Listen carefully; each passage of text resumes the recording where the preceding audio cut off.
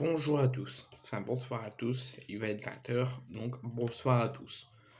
On se retrouve aujourd'hui, c'est une vidéo très rare. Quand je fais des débriefs, c'est une grande majorité sur l'OM. Mais hier, j'ai regardé un match entre Chelsea et Liverpool, un match en retard du début de saison qui avait été reporté à hier. Je crois que c'était parce qu'il y avait des joueurs malades ou je sais plus pourquoi ils avaient reporté, mais c'était un match en retard. Et franchement, ça a fini sur un 0-0. Un point pour les deux équipes. On aurait pu prétendre à un match plutôt tranquille, plutôt haché, parce que les deux équipes, il y a une équipe qui est 8ème, une équipe qui est 12ème, donc on aurait pu prétendre à un match qui, qui joue mais sans rien. Bon, franchement, c'était un match combatif. J'ai vu que du combat. Donc, donc je vais d'abord vous annoncer les compositions que les deux équipes ont mis. Donc les deux coachs ont mis, Jürgen Klopp et l'adjoint de Graham Potter qui a été licencié. Donc Graham Potter n'est plus le coach de Chelsea, il a été licencié, il a été remplacé en intérim par son adjoint en attendant le choix d'un nouveau entraîneur.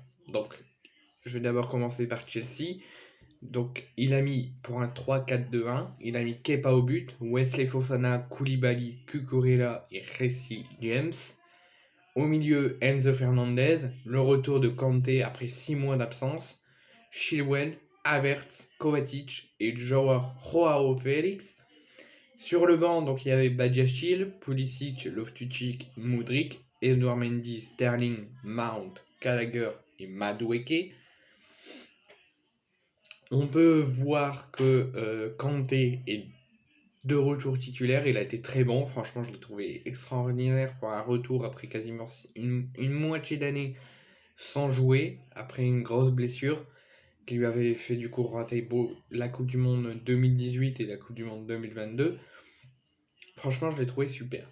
Côté Liverpool, nous avons des surprises. Nous avons Alisson au but, Tsimikas, Matip, Konaté, Gomez en défense, Anderson, Fabinho, Curtis Jones, Nunez, Firmino et Rota.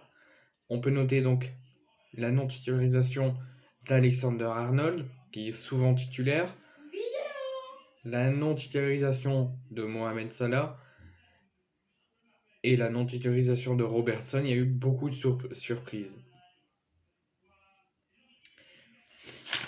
Ensuite, donc, on va analyser la première mi-temps. Donc la première mi-temps, à partir de la 19e minute jusqu'à la 22e minute, on voit déjà une forte combativité des deux équipes, une envie d'aller vite vers l'avant, vite de marquer et d'ouvrir la marque et d'être avantagé.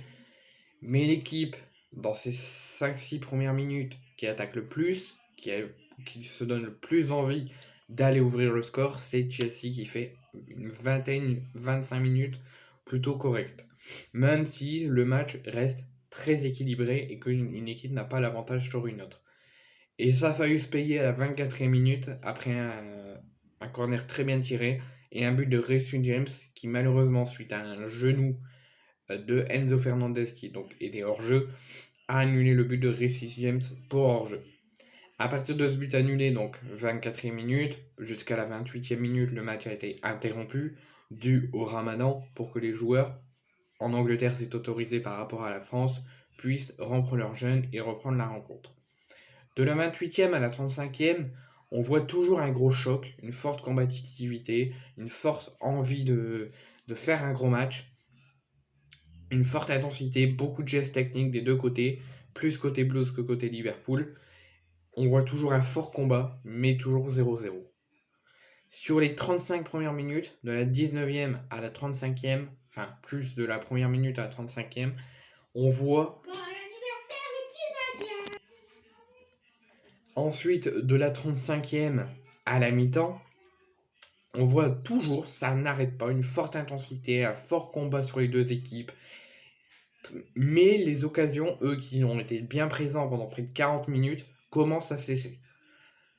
Sauf dans le temps additionnel où les occasions se remettent en route et Chelsea, Liverpool, surtout Liverpool, enchaîne les occasions dans le temps additionnel et surcharge les occasions, mais points au total, malgré une forte intensité, un fort combat dans la première mi-temps, toujours 0-0. Débriefer ce premier acte, franchement, ça a été très dur. Très fort, on a vu un fort combat, des changements de rôle. Quand un coup, pendant 10-15 minutes, Liverpool va faire un gros match, après pendant 15 minutes, ils échangent les rôles, Liverpool ne fait plus rien, Chelsea fait.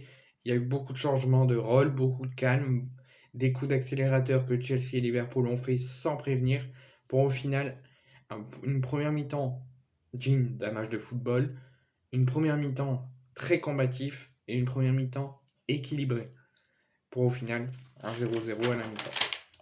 Sur la deuxième période, donc de la reprise à la 55e, on voit un début de seconde période comme en première, toujours avec l'envie d'aller vers l'avant pour les deux équipes, toujours combatif, toujours intense, mais avec beaucoup moins d'intensité et de jeu côté Liverpool, qui surtout commence à fatiguer et voit surtout que ses cadres, dont Salah, ne sont pas là, et Liverpool, franchement, a commencé à avoir du mal, mais a quand même tenu 50 minutes en combattant, en mettant de l'intensité sans ses cadres habituels. Et ça s'est vu. Après un nouveau but pour Chelsea, mais qui a malheureusement une seconde fois dans le match été annulé par la VAR, ce but a reboosté Liverpool, qu'ils ont été méconnaissables pendant 5-10 minutes, mais qui les ont reboostés parce que les occasions ont fusé, les attaques, les contres, les pressings ont tous été là jusqu'à la 60e. Liverpool, ce deuxième but refusé par Chelsea, les a réveillés.